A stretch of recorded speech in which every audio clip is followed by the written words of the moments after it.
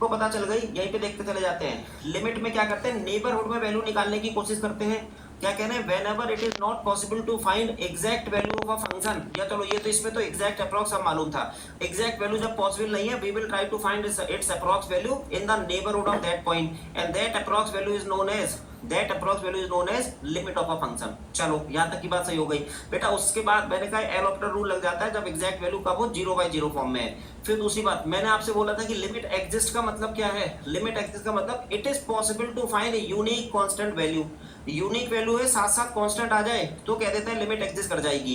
तो देखो यहाँ पर जब इसकी वैल्यू प्लस इन्फिनिटी आ रही है तो कह दिया लिमिट एग्जिस्ट नहीं कर रही, माइनस इन्फिनिटी आ रही है तो कह दिया लिमिट एग्जिस्ट नहीं कर रही, ग्राफ से पता चल गया। और इन्फिनिटी का मतलब देख ही लिया आपने, बियॉन्ड इमेजिनेशन। और साथ में ये क्या है, not unique. Something upon zero क्या है, इन नॉट डिफाइन है। क्यों, क्योंकि इसकी दो वैल्यूज निकल सकती है, लेफ्ट से आओगे तो माइनस इन्फिनिटी, राइट से आओगे तो प्लस इन्फिनिटी। और इसी बात को बेटा मैंने ये तो 1 वाले एग्जाम्पल से करके दिखा, ये ज्यादा अच्छा एग्जाम्पल है समझने के लिए अगर देखा जाए तो। ठीक हो गया।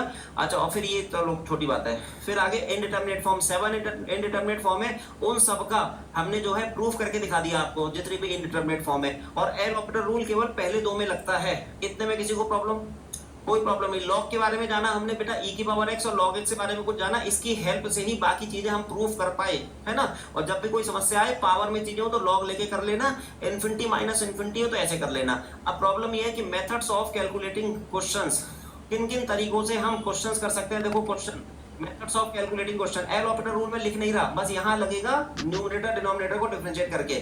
मेथड्स क्या क्या है